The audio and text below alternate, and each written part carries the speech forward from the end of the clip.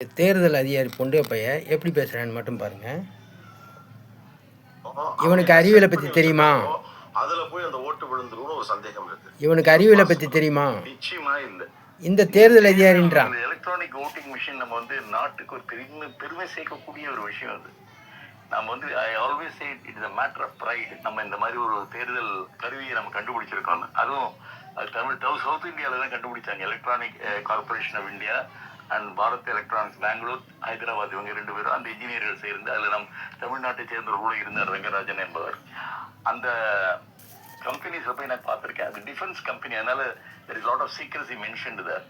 அது மாத்திரம் இல்லை, இந்த ஒவ்வொரு இவிஎம்லையும் நிறைய பாதுகாப்புகள் இருக்கின்றன. அது வெளியில் சொல்ல முடியாது. அது இந்த safeguards are so many that nobody can interfere. அது தவிர சோலார் பேட்டரியில் வச்சிருக்காங்க. அதனால பவர் ஃபெயில்யூர்னால அது. நான் தலைமை தேர்தல் ஆணையராக இருந்த பொழுது ஒரு கட்சியிலிருந்து எனக்கு ஃபோன் பண்ணாங்க, தமிழ்நாட்டிலிருந்து. இந்த மாதிரி ஓட்டு இயந்திரம் சரியாக இயங்கவில்லை அப்படின்னு. நான் உடனே அந்த டிஸ்ட்ரிக்ட் கலெக்டருக்கு ஃபோன் பண்ணி, அந்த மிஷினை நீங்கள் எடுத்து சேஃப்கார்ட் பண்ணுங்க, இன்னொரு மிஷினை இன்ட்ரடியூஸ் பண்ணுங்க, எல்லாருக்கும் திருப்பி ஓட்டு போடுறதுக்கு அதிகாரம் கொடுங்க, இந்த மிஷினை நாங்கள் எக்ஸாமின் பண்ணி பார்ப்போம் என்ன தவறு நடந்திருக்குன்னு.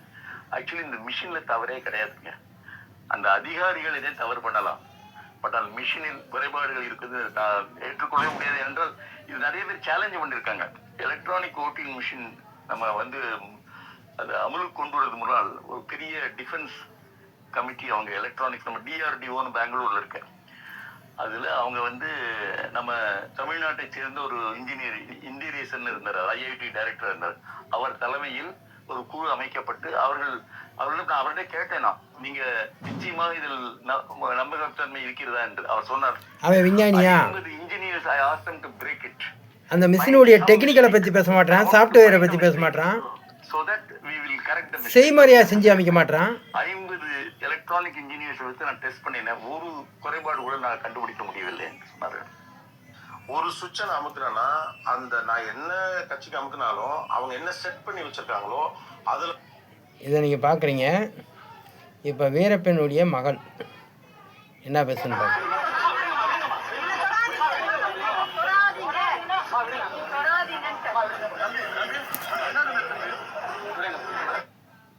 இப்போ நேரடி ஒளிபரப்பில் 2023 2026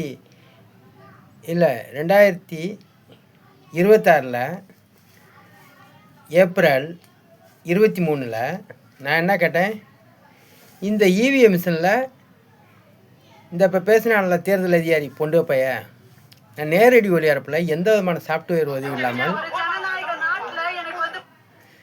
இந்த கண்ட்ரோல் பட்டனை ஆன் பண்ணி இதே ஸ்டாலினை ஓட்டு போட சொன்னோம்னா 100 ஓட்டில் 70 ஓட்டில் நான் வெற்றி பெற்று காமிக்கிறேன்னு காமராஜரை வெற்றி பெற வைக்க முடியும்னு சொல்லியிருக்கேன். எனக்கு வாய்ப்பு கொடுக்காம இவங்க தேர்தலை நடத்தியிருக்காங்க. அதனால் தேர்தல் முடிஞ்சு வெற்றி பெற்று எந்த கட்சி வேட்பாளராக இருந்தாலும் சரி, ஏன்னா இதில் எவனை வேண்டாலும் செவிக்க முடியும். நான் தமிழர் கட்சியை கூட செவிக்க முடியும், விஜயவை செவிக்க வைக்க முடியும், இல்லை எதிர்கட்சியாகவும் உட்கார வைக்க முடியும். என்னைய கேட்பான் ஜெயபாண்டியை பார்த்து, ஜெயபாண்டி இவிஎம் மிஷினில் ஓட்டு திருட்டு செய்ய முடியும்னு சொன்னேன், இதை பாரு பிரச்சாரத்துக்கெல்லாம் நாங்கள் விடாமல் எவ்வளவு இடையூறு பண்ணியிருக்கோம், இந்த இவிஎம் மிஷினில் நான் தமிழர் கட்சி வெற்றி பெற்றுச்சு, அதே மாதிரி விஜய கட்சியும் வெற்றி பெற்றுச்சு, இதில் எந்த விதமான போர்ச்சரியும் பண்ண முடியாது அப்படின்னு சொல்லுவான். நான் தான் சொல்லிட்டேன், இறந்து போன காமராஜர், அதாவது காமராஜர் ஆட்சியில் அவருடைய தொகுதியிலே தோக்க வைத்த காமராஜரை நான் வெற்றி பெற வைக்கிறேன், இதே ஸ்டாலின் 100 ஓட்டு போடட்டும், இதே ஸ்டாலின் 100 ஓட்டு கண்ட்ரோல் பட்டனை ஆன் பண்ணி 100 ஓட்டு உதயசூரியனுக்கு போடட்டும், காமராஜர் அவர் தொகுதியிலே தோக்கப்பட்டவர் செத்து போயிட்டார், அவரை நான் வெற்றி பெற வைக்கிறேன்றேன்.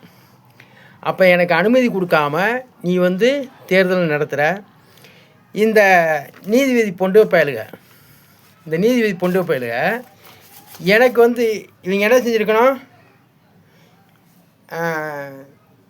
தேர்தல் கழித்து எனக்கு வாய்தா கொடுத்துருந்தாங்கன்னா நான் போராடி இந்த இவிஎம் மிஷினை தடை செய்திருப்பேன். எப்படி? இவிஎம் மிஷின் நேரடி ஒளிபரப்பு நான் ஏற்பாடு செய்திருப்பேன். ஏன்னா எனக்கு 2014 இதற்கான முயற்சியை நான் எடுத்து வந்தேன். அதனால் 680J நீதிபதி பொண்டுப்பைய வந்திருந்தானாக்கும் 20 வாய்தாவில் நான் என்ன சொல்லிட்டு வரணும்ன்றிருக்கேன், என்னையா தேர்தல் தேதியை தள்ளி வைக்கிறோம்னீங்க, தள்ளி வைக்கல, எனக்கு வாய்ப்பு கொடுங்க, கொடுக்கலன்னா செல்லூர் மேலத்தோப்பில் உள்ள பூத்து ஓட்டு போடக்கூடிய பூத்தை நான் வந்து ஸ்ட்ரைக் பண்ணுவேன், முற்றுகையிடுவேன் அப்படின்னு இந்த நீதிபதி பொண்டுப்பையிட்ட சொல்லிவிட்டு வந்து அந்த இதை செய்யணும். தேர்தல் இன்றைக்கி நான் செல்லூர் மேலத்தோப்பு உடைய ஓட்டு பூத்தை நான் முற்றுகை செய்திருப்பேன். நான் அதை மறித்து பிரச்சாரம் பண்ணி ஒரு பூத்தவாலும் நான் நிப்பாட்டியிருப்பேன். ஆனால் அந்த நீதிபதி பொண்டுப்பைய நீதிமன்றத்தை மாற்றுறீங்க. 20 நீதிமன்றம் அப்படியே ஷிஃப்ட் பண்ணுறாங்க. எல்லா நீதிபதியும் புது கட்டடத்துக்கு வந்திருக்கான். எல்லா நீதிபதியும் போய் பார்த்தேன், ஒவ்வொரு இடத்துலையும் எட்டி பார்த்தேன். ஆனால் 680J நீதிபதி மட்டும் வரல. அந்த கட்டடத்துக்கு கொடுக்குறவங்க வாய்தா தேதி சொல்லுவாங்கள்ல, அவங்க பார்த்தாங்க. அவங்கள போய் நான் கேட்க முடியுமா? அவங்ககிட்ட போய் நான் ஓட்டு போடக்கூடிய பூத்தை நான் முற்றுகையிட போகிறேன், நான் தடுக்க போகிறேன் அப்படின்னு சொல்ல முடியுமா? இந்த நீதிபதி பொண்டுகிட்ட சொல்லலாம். ஏன்னா இந்த 5 நீதிபதி பொண்டுப்பல்க அவங்களுக்கு நான் லெட்டர் அனுப்பியிருக்கேன். அதனால் அவங்களுக்கு சொல்லிவிட்டு நான் அந்த இதை பண்ணியிருக்கலாம்.